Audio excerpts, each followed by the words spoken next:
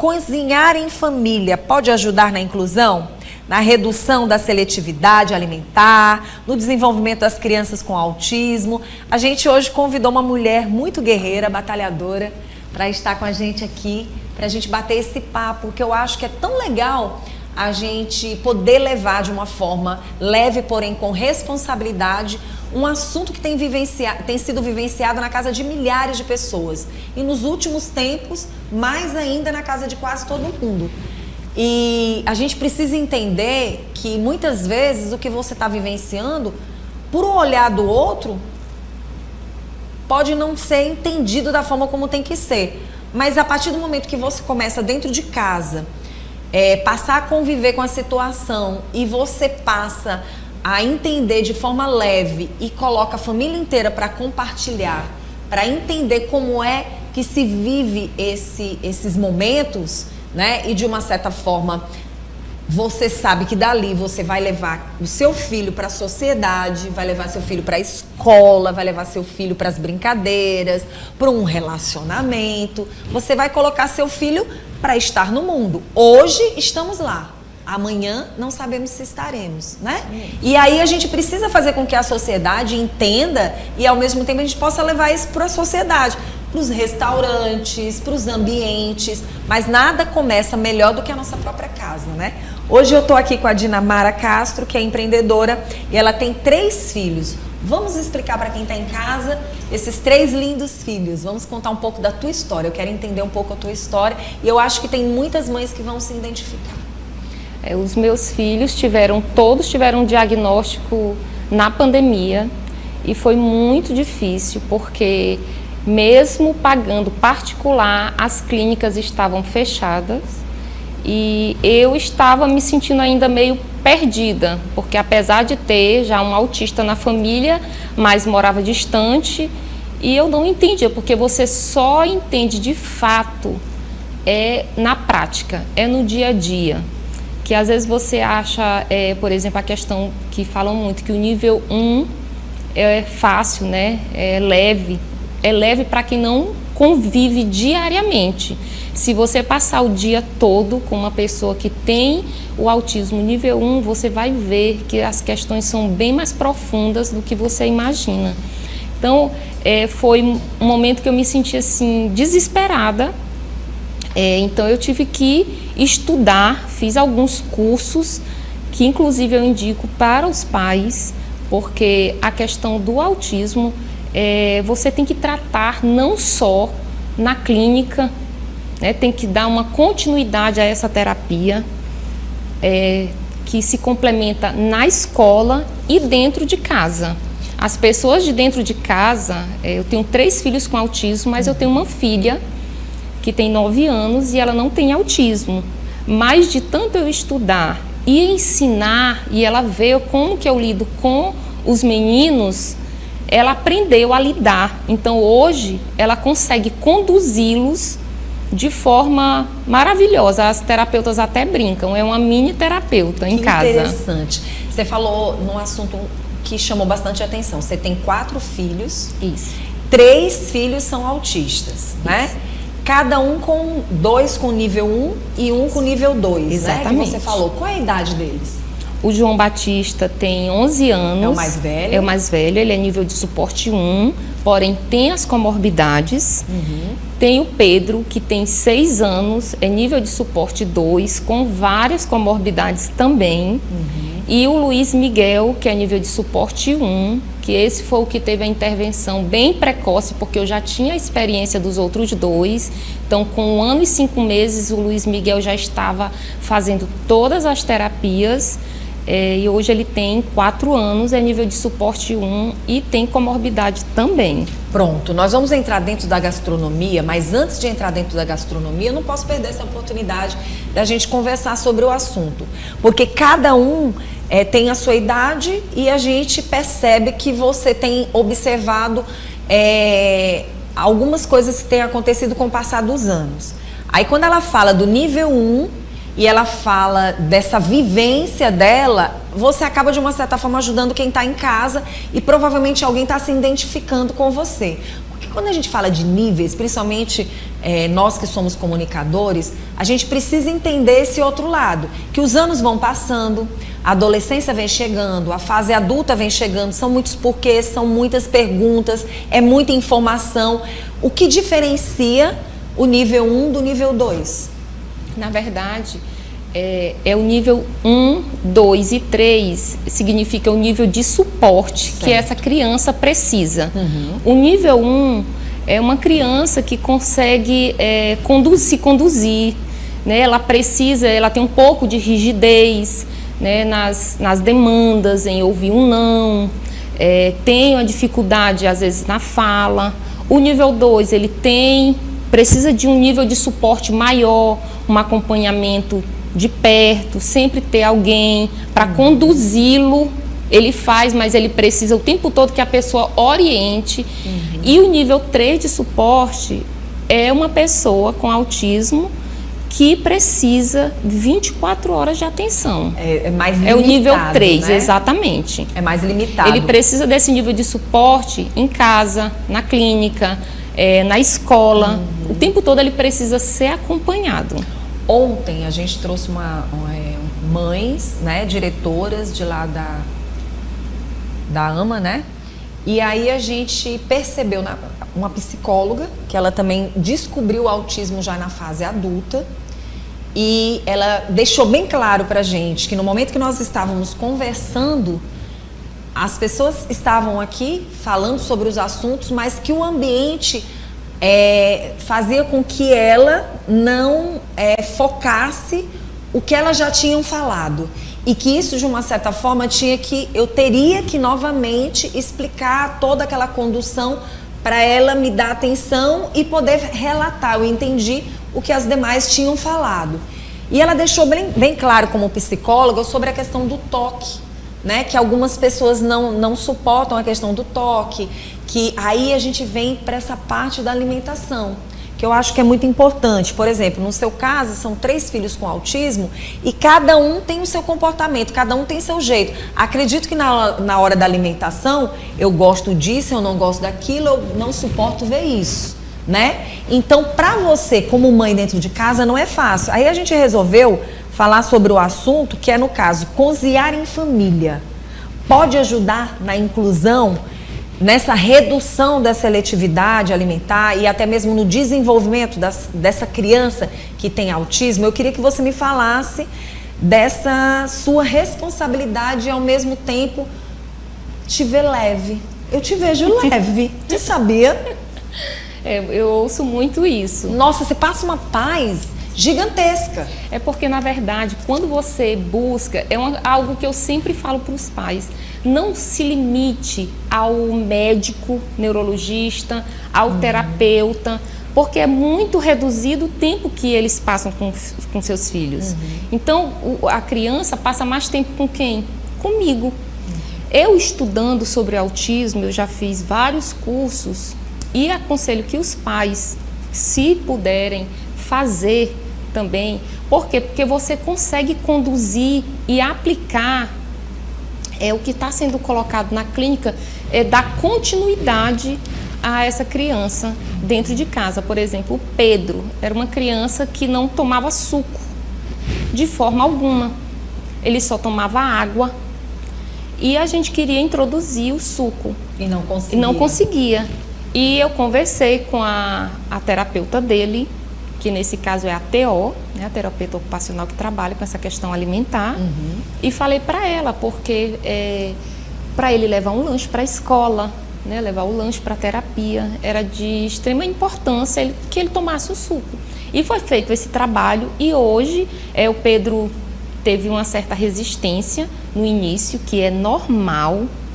Então você não desiste de primeira, nem de segunda, nem de terceira. Vai. Vai.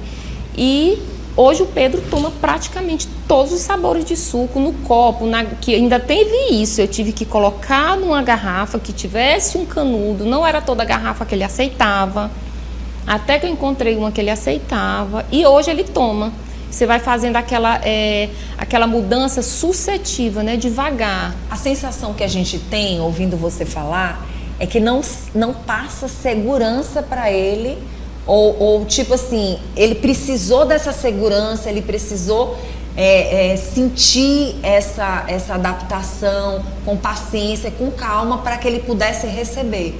Isso, tem muitas formas de você fazer isso. Na clínica, normalmente, eles trabalham com figuras, né? Por exemplo, a questão do Pedro é trabalhada, como o suco é feito da fruta, é trabalhada as frutas, as cores, as texturas. E, para depois dessa fruta, é feito o suco. Essa semana mesmo, eu já tinha tentado fazer uma vez e não consegui, que é o Pedro comer o tomate, pegar no tomate, que quando a criança ela tem uma seletividade muito grande, inclusive ele não consegue nem tocar no alimento. Por exemplo, o Pedro não conseguia pegar no tomate, hoje ele pega. Mas, por exemplo, o ovo, ele olha, ele fica todo arrepiado. Que interessante, só olhando, né? O ovo. A questão do alimento ser mole, a textura, né? Isso. Pode estar super gostoso, mas não desce. Isso. Não aí, vai. O tomate, por exemplo, já tinha tentado em salada e tudo, até que eu achei um vídeo, que ele gosta muito de ketchup, e aí agora eu estou trabalhando que o tomate, quando ele é esmagado, ele vira o ketchup. Então agora ele já está se abrindo para isso. Mamãe, o ketchup é do tomate. Eu disse, é do tomate. E é gostoso. Isso. E você não gosta do ketchup? Então você vai gostar do tomate. Então, mas primeiro ele tem que pegar, ele tem que cheirar. Isso demanda tempo, até ele conseguir tocar na língua. Até depois de algum tempo ele conseguir um pedacinho. E assim, são aproximações sucessivas. E os demais, por exemplo? Aqui são eles? São eles. São eles, Sim. né? Os 3 meninos, né, da Isso. nossa querida Dinamara.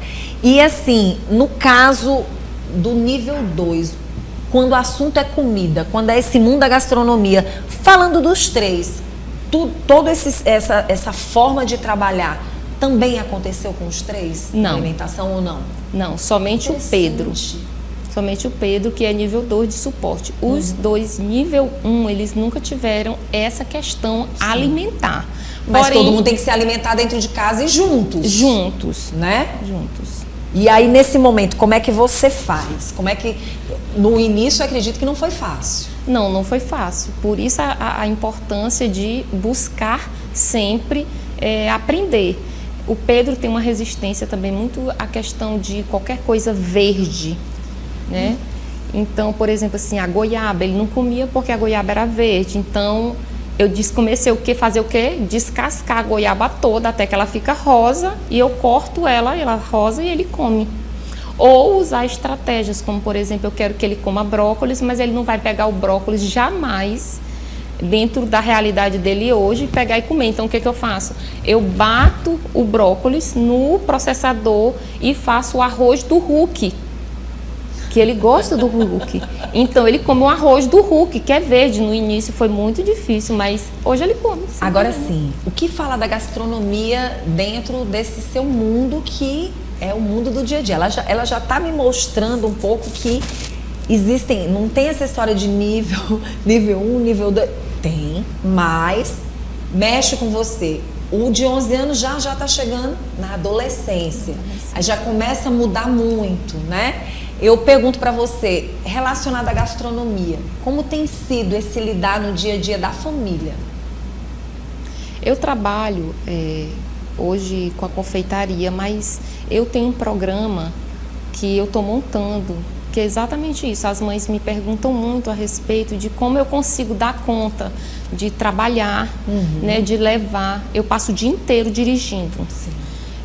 Então, o planejamento alimentar e eu saber o que cada um gosta, porque ninguém é obrigado a simplesmente gostar de todas as frutas. Sim. Ninguém, né, nós adultos que não temos nenhum tipo de transtorno. Somos seletivos? Sim, somos seletivos. Tem coisa que eu gosto mais, tem coisa que eu gosto menos e assim... Tem coisa que me faz bem, tem coisa que não me faz bem, não vou comer, né? Exatamente. E nós, como pais, temos essa responsabilidade de colocar para os nossos filhos essa questão alimentar. Porque não adianta eu querer oferecer para o meu filho salada se ele está vendo eu comer todo dia arroz com frango frito. Então, o filho tem que ver que é algo presente no dia a dia. Por exemplo, um deles não comia batata doce, mas lá em casa a gente tem um hábito de comer a batata doce cozida com café. E um dia ele simplesmente, mamãe, me dá. E eu disse, olha, isso aqui é batata doce. Ele, eu quero. Quando ele comeu, ele disse, isso é muito gostoso. Então, assim, a criança tem que ver o alimento no dia a dia. Se você fizer ali só na clínica e em casa ele não vê, por isso que tem que ser um trabalho contínuo. É trabalhado na clínica de uma forma, vamos supor, com figuras, o tomate. E eu trago para minha casa. Olha, filho, o tomate, pega ali na geladeira o tomate para mim, corta aqui o tomate. Então, é um trabalho mesmo de formiguinha, mas que faz toda a diferença. Dinamara, a gente trouxe você hoje aqui justamente para a gente dar esse outro olhar para as mães que estão assistindo o nosso programa agora, porque elas encontram muitas vezes dificuldade, principalmente nessa parte da gastronomia, você que trabalha com esse mundo, você que de uma certa forma também está o tempo todo ali lidando com as situações. E eu queria não só aproveitar esse lado, mas também esse momento de você poder passar essa leveza que você está passando aqui para a gente, até para ajudar as mães que estão assistindo o nosso programa, porque muitas encontram dificuldade. E essa dificuldade, muitas vezes, coloca elas mais distante até dos seus próprios filhos, dando a responsabilidade mais para os outros do que para elas. E muitas vezes, esse buscar, mesmo trabalhando, tendo que dirigir o dia inteiro, tendo que fazer o seu trabalho, mas essa participação se faz necessária. Não adianta fugir do que é para a vida toda, né? Exatamente, até porque o autismo, ele não é uma doença. Sim. Não é porque a doença, ela é curável, vamos dizer assim. Porém, o autismo, ele é um transtorno. Então, por mais que essa criança cresça, vire uma pessoa independente, ela vai ser um adulto com autismo. Ele é autista. Então, não tem como fugir disso. E, assim, quando o diagnóstico ainda criança, é uma busca, é uma corrida contra o tempo. Porque quanto menor a idade, melhor o tratamento por conta da neuroplasticidade, que o cérebro ainda está ali fresquinho, né? Então ele consegue absorver muito mais informações do que quando já está adolescente e adulto. Porém, outras pessoas têm um diagnóstico já adulto, não significa que essa pessoa não precisa de acompanhamento. Então, o trabalho, quando ainda é criança, é para que você tenha um filho independente. Não adianta nós, como pais, olhar essa criança como uma eterna criança, até porque a menor parte da vida de uma pessoa é criança. A maior parte da vida será adulto, cheio de responsabilidades e demandas. Então, assim, uma coisa que eu tenho lá em casa é querer que o comportamento do meu filho dentro de casa seja igual o que eu quero que ele tenha quando ele estiver na sociedade, na escola, no parquinho. Então, eu limito o comportamento dele para aquilo que eu sei que é necessário, benéfico para ele no futuro. Não porque deixa, porque ele é especial, tadinho, não tenho esse olhar. Isso é interessante. É interessante de você falar, é interessante da gente ouvir. E como é as saídas desses lindos meninos quando o assunto é comer fora, não só dentro de casa? O meu mais velho, ele é uma criança assim, que sempre me admirou, sempre teve minha admiração nessa questão alimentar. É uma criança que sempre comeu de tudo. Quando chegou o Pedro, cheio de seletividade alimentar. Então foi muito difícil. O Pedro, por ele ter esse nível de suporte maior, foi quando eu mergulhei, até porque o João teve o diagnóstico, apesar de ser o primeiro, ele teve o diagnóstico depois do Pedro, porque o Pedro era uma coisa bem evidente e teve logo o diagnóstico. E eu, estudando sobre o autismo, foi que eu fui perceber que aquelas dificuldades que eu tinha desde quando o João entrou na escola, que ele realmente tinha muito mais a questão social e muitas sensibilidades devido ao autismo. E quando eu saio com eles, eu procuro sempre colocar, não vou querer forçar que o Pedro coma coisas que ele não coma. Até porque uma saída ela é para ser uma coisa agradável. Então, se eu sei que o meu filho, por exemplo, quando eu saio com eles, os menores que têm 6 e 4 anos, o que normalmente eu peço? Sempre peço o almoço ou o jantar e peço batata frita. O que eu coloco? Eu coloco a comida no prato e a batata frita junto. Por quê? Porque ali ele vai escolher se ele vai comer o arroz. Eu deixo eles à vontade para comer o que tem. Não vou forçar ele a dizer, você tem que comer arroz, você tem que comer salada. Não, ali é um ambiente para ser agradável. Então, ele vai comer aquilo que é do interesse dele. Assim como quando eu pego o cardápio, eu vou escolher o quê? Aquilo que me agrada. Agora, Dinamara, já aconteceu deles estarem em algum lugar e comer algo que você imaginava que eles não fossem comer e que uma outra pessoa ofereceu e eles comeram e gostaram? Já aconteceu? Sim, macarrão. Macarrão, que normalmente não come macarrão, não pega no macarrão. E aí fizeram uma lasanha, eu disse, não, eu botei outra comida para ele. Eu disse, não, porque tem macarrão e você não come. Ele disse, não, eu como sim. Mas eu também não disse que ele não iria comer. Eu disse, pois eu vou colocar para você. Coloquei no prato, pois ele comeu. Tá vendo só? E depois desse dia ele passou a comer lasanha. É uma descoberta até para você, sim, né? É aquela história da gente dizer que os filhos da gente muitas vezes não fazem em casa, que gostam de fazer fora, né? E com isso você vai vivendo no seu dia a dia, entendendo, por mais que existam as dificuldades, de que você consegue sim ser uma empreendedora. Daqui uns dias eles estão trabalhando com você, acredito eu, te ajudando, principalmente esse que diz que te admira, né, com a questão da alimentação e tudo. Você é uma mulher admirável. A gente está muito feliz de estar com você hoje aqui e que as mães precisam se unir mais e mais. Seria super interessante se você pudesse também seguir a nossa querida Dinamara. Eu acho que ela tem muito a oferecer. Eu acho que hoje nós mulheres temos que ajudar umas às outras, mães, né, porque algumas recebem com mais dificuldade, outras recebem com mais leveza, outras conseguem. Olha, o propósito de Deus é sempre muito maravilhoso, né? Quando Ele coloca nesse mundo pessoas que podem somar.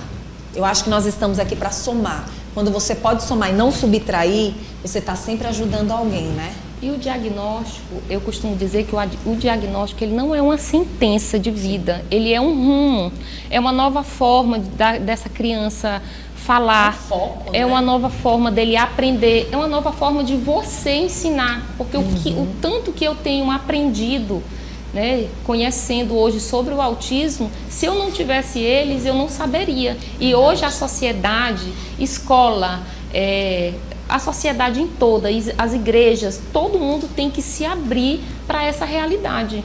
É verdade. Estou feliz de estar aqui com você. Se tiver mais alguma informação que você queira passar, eu acho que hoje essa é sua história, que não foi só de hoje, né? A gente tem o prazer, não é a primeira vez que a gente está com essa mulher maravilhosa, mas assim, eu acho que representa muito nessa data de hoje, né? Que as pessoas possam entender, receber, e quanto mais informação elas tiverem, mais informação você tiver, quanto mais você conhecer, quanto mais você descobrir, melhor vai ser para todo mundo. Sim. Eu ouvi uma vez que as pessoas falaram até para mim, quando eu disse assim, que eu estava levando o meu terceiro filho no neurologista, aí falaram assim, pronto, agora todo mundo é autista. Não, todo mundo agora não é autista. Todo mundo é um pouco autista, também não. O autismo é um transtorno sério e que precisa que a informação, esse dia em específico, é para que a gente venha levar informação para você que não conhece, para você que não entende. Porque muitas vezes a falta de informação necessária, por exemplo, você vê uma pessoa com esse colar, você não precisa fazer pergunta. Você sabe, esse colar que não é meu, é de um dos meus filhos que eu trouxe para representar. Se você vê a pessoa numa fila de supermercado, numa fila de banco, não, o autismo é algo interno. Você não é que nem uma grávida, que você olha a barriga.